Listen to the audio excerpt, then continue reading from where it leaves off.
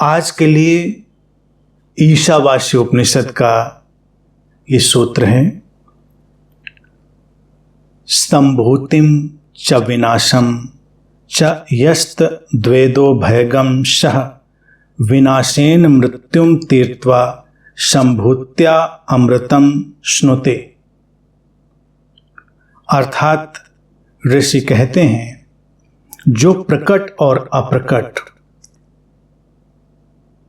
Impersonal और personal, unmanifested और manifested, इन दोनों की उपासना एक साथ करते हैं, वो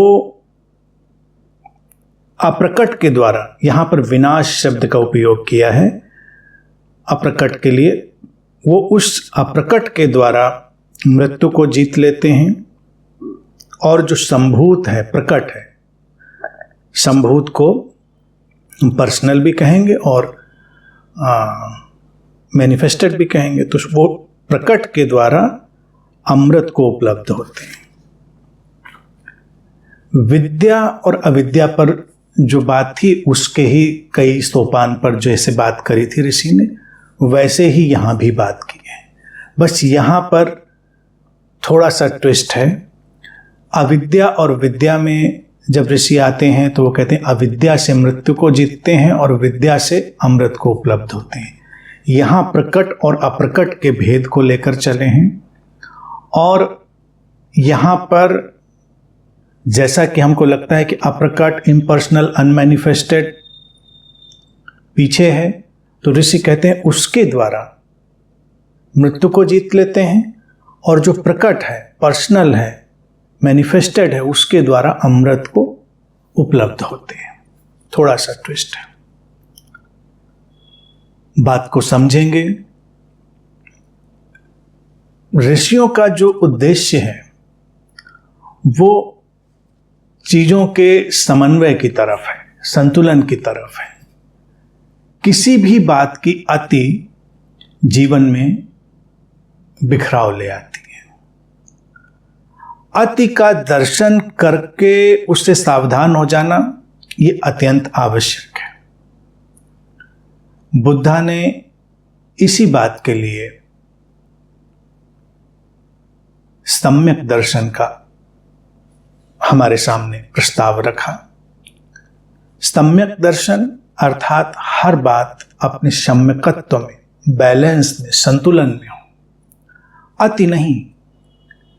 अब ये हमारे जीवन के, हमारे होने के दो तल हुए, प्रकट और अप्रकट, मैनिफेस्टेड और अनमैनिफेस्टेड, पर्सनल और इम्पर्सनल। अगर हम बात की गहराई में जाएंगे तो देखेंगे कि जो अनमैनिफेस्टेड है, जो इम्पर्सनल है, जो अप्रकट है, गहराई में तो वही है, वो है तो ये प्रकट भी है। मूलतः तो यही बात है। लेकिन जब हम हो गए हैं या जो प्रकट आ गया है, तब तो दोनों अविच्छिन्न रूप से जुड़े हुए। अविच्छिन्न रूप से मतलब बिना जिसको डिवाइड किया जा सके, अविभाजित रूप से जैसे बांटा ना जा सके, उस ढंग से जुड़े हुए। तो अब जब जुड़े हुए हैं तो ये भेद करने की जरूरत क्या है कि हम भेद करें? नहीं, हम इधर ज्यादा चले जाते हैं या उधर ज्यादा चले जाते हैं तो समस्या खड़ी होगी। इन सूत्रों की जो दृष्टि है वो हमको जीवन के साकार, निराकार, इन सबके संतुलन में लाती है। कई दर्शन अतीत में आए जिन्होंने साकार पर बहुत जोर दिए। साकार मतलब मैनिफेस्टेड, जो सामने आ गया, और निराकार वो जो अभी नहीं आया, अनमैनिफेस्टेड है, वो फील्ड ऑफ ऑल पॉसिबिलिटीज में, अनंत संभावनाओं के क्षेत्र में है।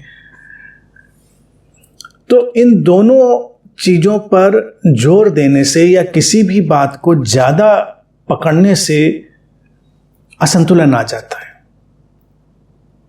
इसी से फिर आता है ज्ञान और भक्ति का फैलाव। और लोग कहते हैं अच्छा ये ज्ञान मार्ग है, ये भक्ति मार्ग है। और मैंने हमेशा कहा कि भक्ति कोई मार्ग होता ही नहीं, जैसे प्रेम का कोई मार्ग नहीं होता। वैसे ही भक्ति प्रेम का शुद्धतम रूप है, तो उसका तो और शुद्धतम रूप से मार्ग नहीं होगा। तो मार्ग नहीं है कोई, इसी को लोग डिवाइड करते हुए, यानी कि वो डिवीजन जब आता है तो एक अजीब सी स्प्लिट पर्सनैलिटी जो है वो बनती चली जाती है। मनुष्य के अंदर फिर हृदय और मस्तिष्क, उसका विभाजन लोग कर लेते हैं। कोई कहेगा कि मैं तो हार्ट ओरिएंटेड हूँ, कोई कहेगा मैं माइंड ओरिएंटेड हूँ। फिर हम लोगों को भी ऐसे डिवाइड करते हैं। अतीत में कई विद्वान लोगों ने, गुरुओं ने भी कई बुद्धों को भी ऐसे ही कैटेगराइज किया कि ये जो मास्टर है ये इंटेलेक्चुअल है, ये इंटेलेक्चुअल, क्योंकि वो शब्दों का उपयोग करता है, तर्क का उपयोग करता है, और कोई उतने शब्दों का उपयोग नहीं करता, तर्कों का उपयोग नहीं करता, तो वो कहेंगे कि ये हार्ट ओरिएंटेड है, वो माइंड ओरिएंटेड है, ये हार्ट ओरिएंटेड है। नेचर ने हमको दोनों एक साथ दिया हुआ है। नेचर ने ऐसा नहीं किया कि किसी को माइंड थोड़ा कम परसेंटेज में दे देता, हार्ट ही हार्ट है, बहुत बड़ा सा एक पंप रखा हुआ है उसके अंदर, और किसी को छोटा सा दिल देता और बड़ा सा मस्तिष्क दे देता। अस्तित्व ने ऐसा नहीं किया। अस्तित्व तो संतुलन में है, वो जानता है कि हर चीज एक सिंक में, एक लय में काम करती है, वो अलग टूट कर तो काम करती नहीं है। अगर हम इसको दूसरे दृष्टिकोण से देखें, जैसे उपनिषद के ऋषि कह रहे हैं कि हृदय का अपना ही एक मस्तिष्क है, समझने के लिए, क्योंकि भाषा सीमित है, ऐसा नहीं कि ऐसा है, लेकिन हृदय का अपना एक मस्तिष्क, यानी कि जो हमारा भाव है उसकी अपनी एक अलग प्रज्ञा है, और जो हमारा माइंड है, मस्तिष्क है, उसका अपना एक हृदय है, उसका अपना एक हार्ट है। अर्थात जो हमारा ज्ञान है, प्रज्ञा है, उसके कुछ अलग भाव के तल हैं, और ये सब कंबाइंड फॉर्म में चलते हैं, ये सब मिलकर चलते हैं, तो अलग अलग करने की आवश्यकता नहीं। इसीलिए ऋषि कह रहे हैं दोनों को एक साथ जो उपासना करता है, उपासना का अर्थ स्पष्ट ही था, जो उनसे जुड़ जाता है, उनके निकट आ जाता है, कोई स्प्लिट पर्सनैलिटी नहीं। और ये जो अविद्या विद्या में जो बात कही गई, और जो ये इस समय संभूत असंभूत, पर्सनल इम्पर्सनल, मैनिफेस्टेड अनमैनिफेस्टेड में कह रहे हैं, प्रकट और अप्रकट में, ये सब गहरे मनोवैज्ञानिक उपाय हैं। देखा जाए बहुत डीपेस्ट साइकोलॉजिकल रेमेडीज हैं, आज के मनुष्य के लिए भी और तब के लिए तो रहा ही होगा। अगर हम इन बातों को समझें तो हम जो स्प्लिट पर्सनालिटी है, जो हमारे अंदर एक बिखराव और एक डिवीजन होता है, व्यक्ति के भीतर एक भीड़ खड़ी होती, वो सब विदा हो जाती है। भीड़ आती है मान्यताओं की इसीलिए कि किसी न किसी चीज को पकड़कर उसे मान लेना है, किसी न किसी चीज को। भारत में अगर हम देखें, आध्यात्म जगत में इस साकार निराकार की कितनी लड़ाई चलती आई, सगुण निर्गुण का द्वंद्व। वो सगुण उपासक है, वो निर्गुण उपासक है। ऋषि कह रहे निर्गुण सगुण साकार निराकार एक साथ रख के देखो ना, वो एक साथ हैं ही, अलग अलग कैसे करोगे? नहीं तो फिर अलग करोगे तो विखंडित मानसिकता के शिकार हो जाओगे, स्प्लिट पर्सनैलिटी के शिकार हो जाओगे। जिन दर्शनों ने अतीत में ऐसा किया तो हम देखें कि वो समन्वय की तरफ तो नहीं ले जा पाए, वो बिखराव की तरफ ही ले गए। तो हमको जीवन के एक टोटल जो स्पेक्ट्रम है उसका एक्सेप्टेंस और उसका रिस्पेक्ट और उसको जीने की सारी कोशिश हमको करनी है। अब सूत्र की उस बात को देखें जब ऋषि कहते हैं कि जो इम्पर्सनल अप्रकट को समझेगा, उससे जुड़ेगा, वो मृत्यु को पार कर जाएगा, और जो पर्सनल मैनिफेस्टेड अप्रकट को समझेगा, उससे जुड़ेगा, उसकी गहराई में उतरेगा, वो अमृत में प्रवेश कर जाएगा। ये बात थोड़ी सी लोगों को जटिल लग सकती है, लेकिन इसको भी बड़े प्यार से समझेंगे तो हमारे लिए बात स्पष्ट हो जाएगी। यहाँ पर इसीलिए असंभूत के लिए ऋषियों ने विनाश शब्द का उपयोग कर लिया है। और विनाश समाप्त होना नहीं है। हमको जो समाप्त होने के अर्थ में हम लेते हैं उस अर्थ में उसको ना देखें। यहाँ पर हम उसको उस अर्थ में देखें कि जो सारी संभावनाओं को लेकर एक आयाम है, जहां पर सारी प्रकट स्थितियां लय हो जाती हैं, लीन हो जाती हैं, वही विनाश का आयाम है। लय हो जाने का, विलीन हो जाने का आयाम। जैसे हम सामने एक दिया देखते हैं, अचानक उसकी लौ प्रकट होती है और जब दिया बुझता है उसकी लौ समाप्त हो जाती। जहां से आई जिस शून्य से, उसी शून्य में वो लीन हो गई। वो जो असंभूत है, अप्रकट है, इम्पर्सनल है, उसी से सब निकलता है और उसी में लय हो जाता है, उसी में लीन हो जाता है। तो अगर हम अपने भीतर के उस एलिमेंट को, एलिमेंट, तत्व, ये सारे शब्द तो उपयोग किए जाएंगे डिक्शनरी में, बार बार इसको समझा देता हूँ, वार्निंग भी दे देता हूँ, शब्दों को पकड़ के मत अटकिएगा। तत्व कहेंगे, अच्छा तत्व क्या होते हैं, केमिस्ट्री में तो इतने तत्व होते हैं, फला तत्व होते हैं। नहीं, केवल बताने का ढंग है ये। अब जब आयाम भी कहा जाता है तो आयाम का मतलब भी कोई एक अलग प्लेस नहीं होता, वो एक अंडरस्टैंडिंग है, उसको समझेंगे। हम अपने भीतर के उस अवैयक्तिक, इम्पर्सनल नेचर को महसूस करें। क्या हम करते हैं? कठिन है थोड़ा, क्योंकि हमने इतना ज़्यादा पर्सनलाइज कर लिया है अपनी सारी लाइफ को। हर चीज़ बहुत पर्सनलाइज्ड है। हम इतना वैयक्तिकरण कर देते हैं, इतना वैयक्तिक हो जाते हैं कि आम तौर से हम उस इम्पर्सनल नेचर को भूल ही जाते हैं, जो कि हमारा मूलभूत होना है। मूलभूत होना है इम्पर्सनल होना। जैसे कि अगर हम अपनी बीइंग को, अपने सेंस ऑफ आई एम को, अपनी प्रेजेंस को, अपने होने को, उपस्थिति को, इन सबको हम महसूस करें तो क्या पता चलेगा? वो व्यक्तिगत नहीं होंगी। शुरू में लगेगा कि व्यक्तिगत जैसा कुछ पता चल रहा है, लेकिन थोड़ी ही देर में वो सब अव्यक्तिगत हो जाएगा, इम्पर्सनल हो जाएगा। हमारे भीतर कुछ है होने जैसा, बहुत प्रगाढ़, बहुत इंटेंस, लेकिन उस पर कोई पर्सनल लेबल नहीं लगता। उसको पर्सनलाइज करने का कोई भी उपाय हमारे पास नहीं है। तो ये एक सतत कांस्टेंट प्रोसेस है हमारे साथ, लेकिन हम इसको आमतौर से नहीं देखते। यही थोड़ा सा ही शिफ्ट होता है जो अंतर यात्रा, इनर जर्नी, अध्यात्म की यात्रा कहते हैं, उसमें इतना ही तो शिफ्ट होता है। एक व्यक्ति जो अभी बिल्कुल अटका था अपने पर्सनलाइजेशन से, अपने व्यक्तित्व से, आकार से, रूप से, सारा जो कुछ पर्सनलाइज करने का सिस्टम होता है, उससे पूरी तरह अटका हुआ था, और अचानक एक प्रज्ञा उसके भीतर उपजती है, एक बिजली कौनती है, और वो अपने भीतर के उस इम्पर्सनल नेचर की तरफ मुड़ता है। वो देखता है कि ऐसा भी तो कुछ है, ऐसा भी तो कुछ है जिसके ऊपर कोई फर्क नहीं पड़ता, कोई अंतर नहीं पड़ता, एक ऐसा आंतरिक तल, और वही बन जाता है अंतर यात्रा का ढंग, इनर जर्नी, वही आध्यात्मिक यात्रा, वही ध्यान की यात्रा, और वही स्वयं से जुड़ने की यात्रा बन जाती है।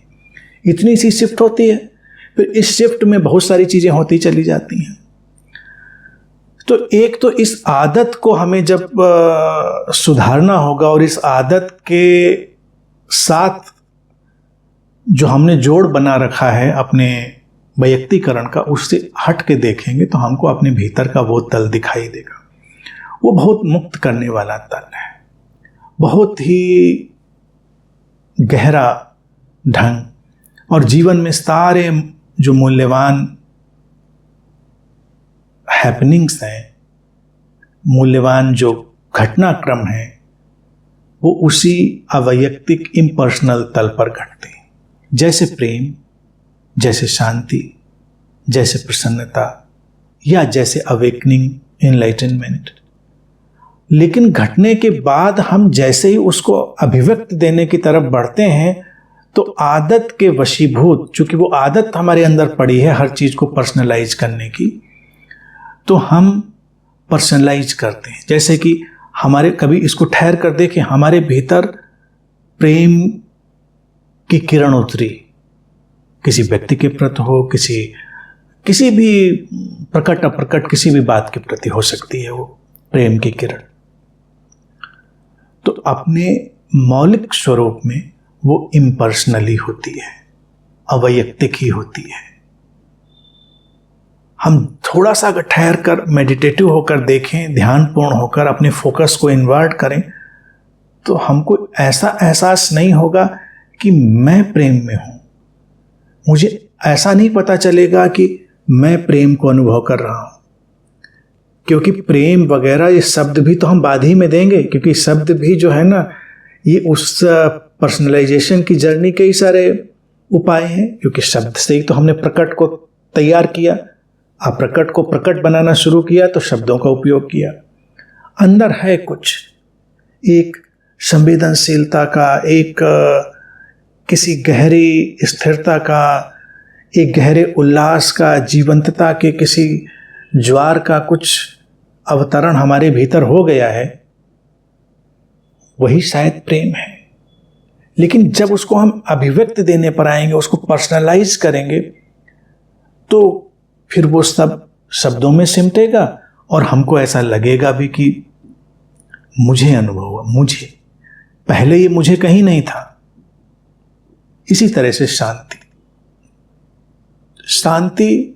हमारे भीतर इम्पर्सनल, अवैयक्तिक, अप्रकट ढंग से उतरती है। शांति है, वो क्या होती है? वो इनएक्सप्रेसिबल वाली ही जोन में होती, अव्याख्य, क्योंकि वो है, लेकिन अब बताना है हमको कि शांति है, मैं शांत हूं, मैं शांत हूं कहते ही उन्होंने पर्सनलाइज किया।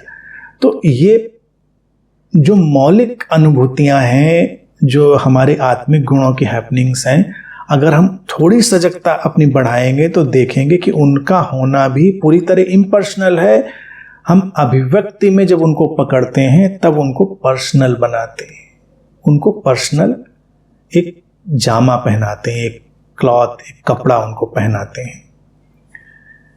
और इसी तरह से अवेकनिंग है, इनलाइटनमेंट है। तो जब घटता है किसी व्यक्ति के भीतर तो प्रश्न विलीन हो गए, बेचैनियां समाप्त हो गई, सारी लहरें बिल्कुल स्थिर हो गई, निस्तरंग हो गया सब कुछ। वो हैपनिंग ऑफ अवेकनिंग है, जागृति की घटना है। किसी व्यक्ति को नहीं घटी है, अस्तित्वगत है, लेकिन जब व्यक्ति उसको बताएगा तो बताते बताते उसको लगने लगेगा कि हाँ ऐसा हुआ, ऐसा मैंने देखा, ऐसा मुझे लगा कि सब ठहरा, सब निस्तरंग हुआ, सारी चीजें ऐसे हुई। गलती उसमें भी नहीं है, बताने वाला तो बताएगा ही नहीं, तो क्या फिर मुंह करता रहेगा, मतलब मुंह बंद करके बैठा रहेगा। इसीलिए उसको गूंगे का गुड़ भी कहा गया है। तो कोई बात हुई अंदर, आदमी झूमता रहे बैठे, तो कम्युनिकेशन, संप्रेषण, ये इंटरपर्सनल ह्यूमन रिलेशनशिप, ये हमारे सब अंतर संबंध के सारे यात्रा, ये भी कहाँ जाएंगे? इनका तो कोई मूल्य नहीं रह जाएगा। इनका भी होना उतना ही जरूरी है, ये भी बहुत महत्वपूर्ण है जीवन में। तो व्यक्ति अभिव्यक्ति देगा, अभिव्यक्ति आएगी। अस्तित्व ने अभिव्यक्ति का भी एक एसेंशियल नेचर, एक अनिवार्य ढंग हमारे भीतर डाला हुआ है। तो ऐसा कभी ना सोचे कि अभिव्यक्ति देने में कोई गड़बड़ी है, अभिव्यक्ति देने में कोई बुराई है, क्योंकि अतीत में ऐसा भी लोगों ने चुना कि हम नहीं बोलेंगे, हम बात ही नहीं करेंगे। जैसे बुद्ध की कहानी में भी तो यही बात है ना, कहानी सुनी होगी सब लोगों ने। उनके बोध के उपलब्धि के बाद भी तो यही बात है कि वो एकदम खामोश हो गए। जब सब कुछ निस्तरंग हुआ, ठहरा और उनके भीतर वो आलोक उतरा, तो वो खामोश हो गए, कह नहीं पाए कुछ। उनको कहना क्या, उन्हें कहेंगे गलत हो जाएगा। कहते लाओ त्से ने भी जब ताओ ते चिंग की शुरुआत करी तो उसने इसी बात को कहा, और चेतावनी के साथ कि ताओ को नाम नहीं दिया जा सकता, जैसे ही उसको नाम देते हैं वो करप्ट हो जाता है।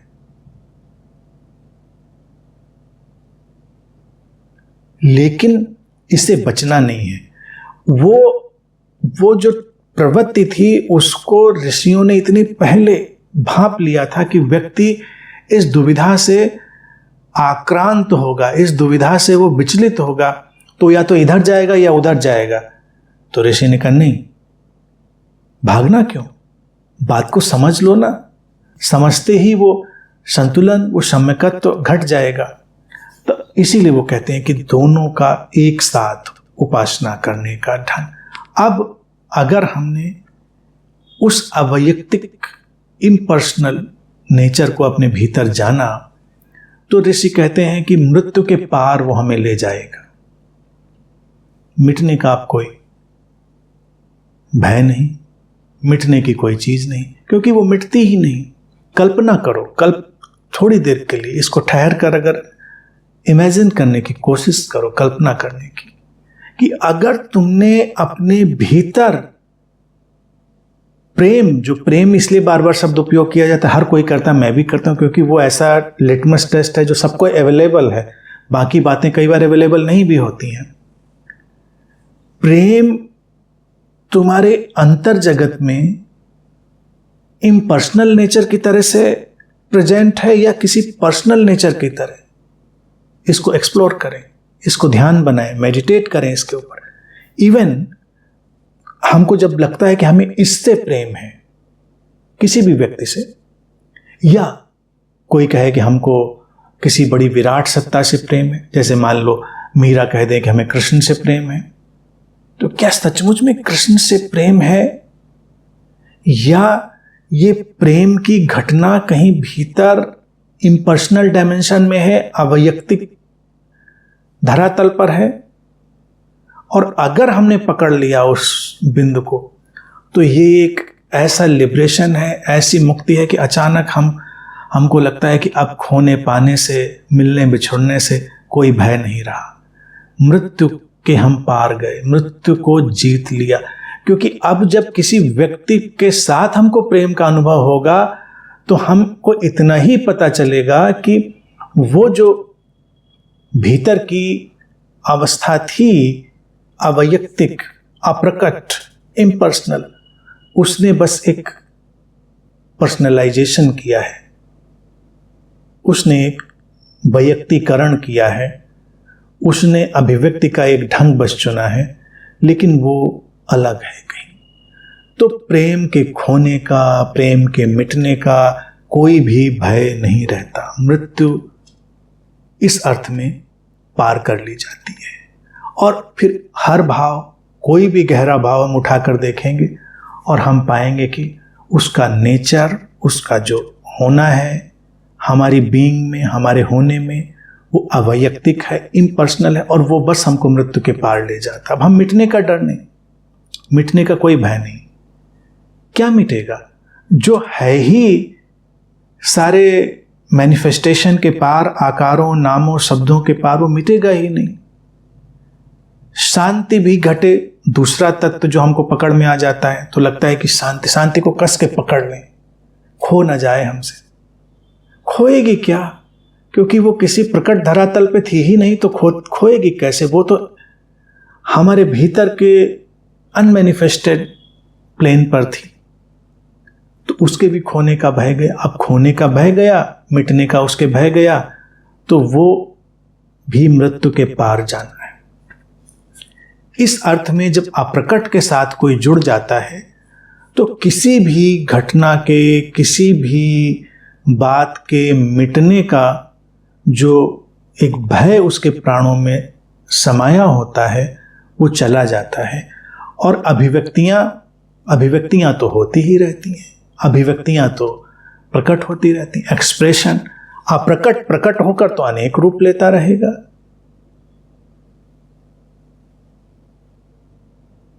तो इसलिए कोई भय नहीं है।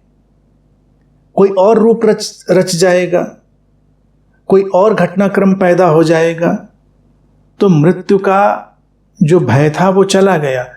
हम अपने, मान लो हमारे पास कोई गैजेट है, हम अपने गैजेट्स के साथ चल रहे हैं, तो हम इसके मृत्यु के भय से क्यों मुक्त हैं? यानी किसके टूट जाने, किसके मिट जाने के भय से क्यों मुक्त हैं किसी गैजेट के? क्योंकि हम जानते हैं ठीक है कोई बात नहीं, नया आ जाएगा।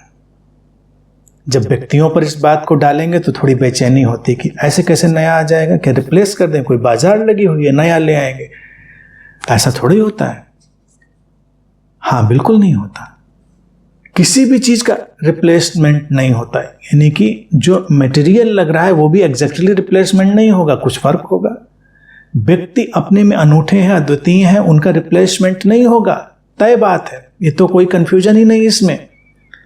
लेकिन अक्सर अगर मान लो फिर प्रेम के संदर्भ में इस बात को देखें, किसी ने उसके इम्पर्सनल डायमेंशन को टच नहीं किया है और बहुत ही उसके पर्सनलाइज प्रकट रूप में ही अटका रहा है, तो एक व्यक्ति उसके जीवन से विदा हो तो उसको लगेगा पूरा संसार खत्म हो गया, द एंड हो गया, सब मिट गया, और वो भी मिटने की कोशिश करता है। आगे प्रेम का कोई भी जगत फिर उसको दिखाई नहीं देता।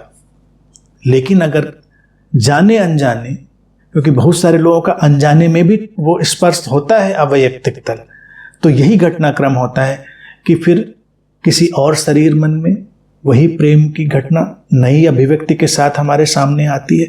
पुराने को रिप्लेस नहीं करती, पहले वाले का कोई उसमें स्थानांतरण नहीं होता, लेकिन नई घटना तो आती ही है, सूरज फिर उगता ही है। कोई मृत्यु का भय, विलाप, विषाद नहीं, क्योंकि जानता है ना कि हो जाएगा, कोई बात नहीं। इसी तरह से शांति है व्यक्ति के भीतर की। अगर उसने अपने भीतर के उस तल को स्पर्श किया है तो कभी शांति नहीं भी हो तो विचलित नहीं होता व्यक्ति, क्योंकि जानता है कि वो है, अभी किसी रूप में प्रकट हो जाएगी। वो अप्रकट होकर है। जैसे हम सूरज को देखते हैं तो इस ऋषि हों या बहुत सारी जगहों पर सूरज का उदाहरण इसीलिए उपयोग में लाया गया। सूरज कहीं जाता नहीं, वो कहीं छुपा नहीं, कहीं अस्त नहीं हुआ। कुछ परिस्थितियां ऐसी थीं कि हमको दिखा कि शाम हो गई, सूरज अब नहीं दिख रहा, वो वहीं पर है। अब ये बात हम जानते हैं कि वो वहीं पर है, केवल परिस्थितियों से वो ढका है, नहीं दिख रहा है, सुबह फिर आ जाएगी। तो सूरज के डूबने पर हम विलाप नहीं करते, हम प्रसन्न होते हैं, उसका भी आनंद लेते हैं। ये है मृत्यु के ऊपर विजय। मृत्यु के ऊपर विजय नहीं कि कुछ मिटेगा ही नहीं, मृत्यु का जो दंश है, उसका जो चोट है, उसकी जो पीड़ा है, उससे मुक्ति।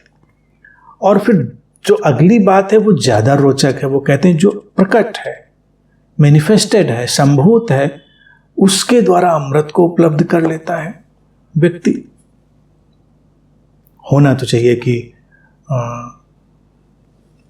अप्रकट के द्वारा अमृत की तरफ जाता व्यक्ति, लेकिन यहाँ पर ऋषि एक बहुत ही गहरे मनोवैज्ञानिक ढंग से बात को हमारे सामने रखते हैं। वो कहते हैं कि अमृत को केवल हम ऐसे न देखें कि जो नहीं मिटने वाली अवस्था है।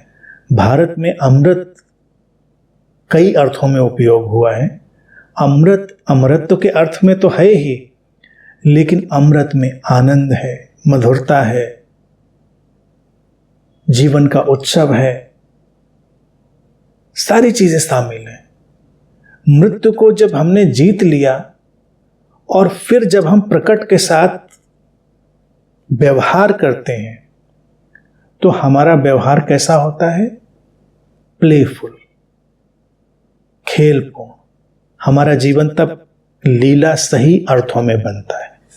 और जिस जीवन में लीला का समावेश हो गया कि सारे पर्सनलाइजेशन, सारे प्रकट के साथ हम जुड़कर चल रहे हैं, उसमें अटकते नहीं हैं, तो फिर हम उस अमृत के स्वाद को चखते हैं, उस अमृत के आयाम में, उस अमृत के डायमेंशन में हम जाते हैं, जहाँ पर कुछ मिटेगा तो नहीं, ये तो हम जानते ही हैं, लेकिन उसमें मधुरता है, आनंद है, उत्सव है, रूपों का खेल है, नामों का खेल है, हम जानते हैं उसको, हम इसको भली भांति जानते हैं।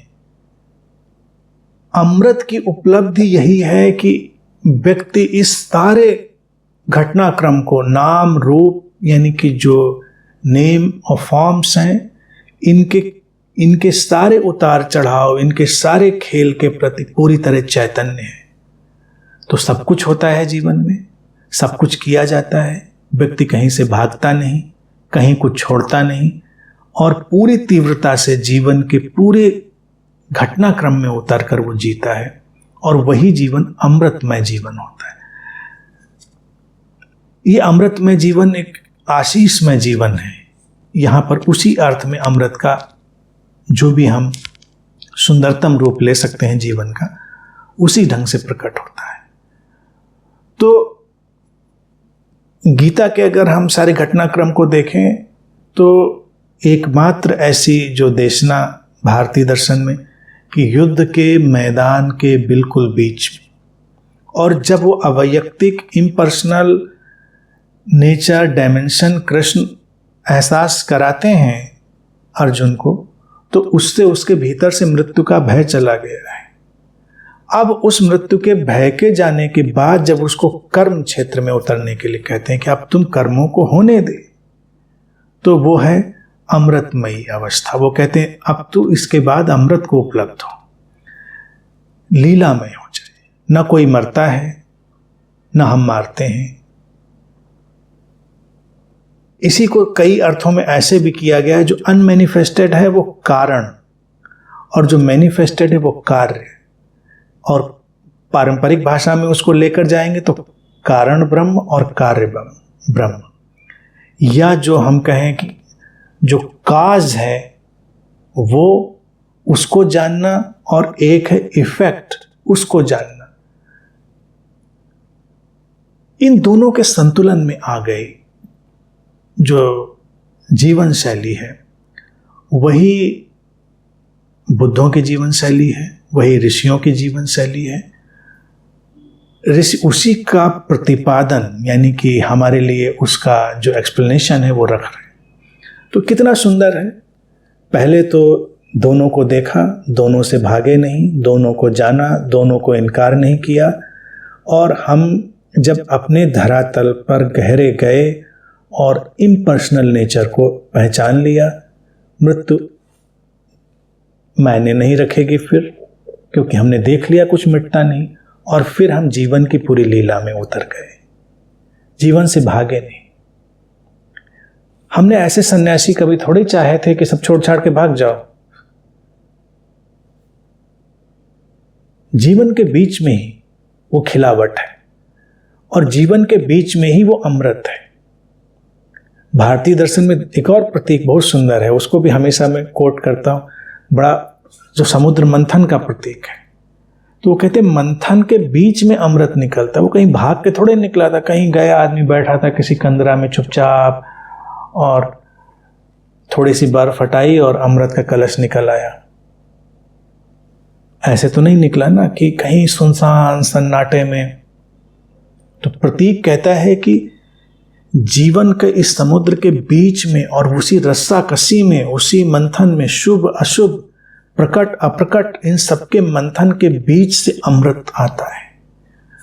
वो अमृत जीवन को समृद्ध करता है, जीवन को नई दिशा देता है, और वो जीवन शैली देता है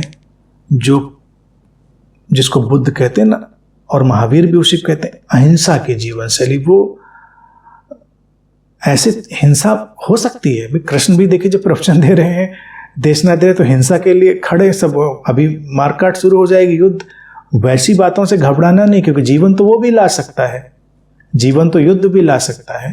तो देखा जाएगा, जब लाएगा तो उसका उस तरह से पूरा परिपालन किया जाएगा। ये कोई कायरता, क्लीवता, कॉवर्डनेस की बात नहीं होती है, ये पूरे इंटेंस लाइफ की बात होती है। तो जीवन के मध्य में ही खड़े होकर पूरी गहन तीव्र जीवंतता के साथ जीने की ये देशना है। जो उपनिषद इस समय हमारे सामने रख रहे हैं, बहुत ही सुंदर, अभूतपूर्व। समझें इस बात को और उसको अपने जीवन में उतारें, मृत्यु से पार जाएं और अमृतमय जीवन में, यानी कि जो हम जी रहे हैं उसको आशीष में, उत्सव में बनाएं, शांतिमय बनाएं, उसको, उसके सारे पक्षों को हम स्वीकार करें, और यही परिपूर्ण मुक्ति है।